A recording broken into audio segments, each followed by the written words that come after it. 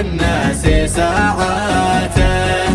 أنت شهر الله والقرآن، رحمة وغفران، باب فتح الله لمرضاته.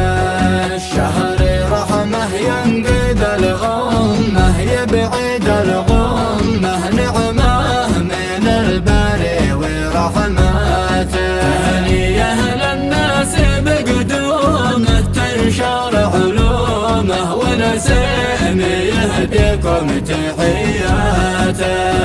من نسيم الرازحين كل أمتنا، بحلول شهر حاني ميقاته. خير شهر بالصيام أقبل من هلاله، والناس تتسابق ملاقاته.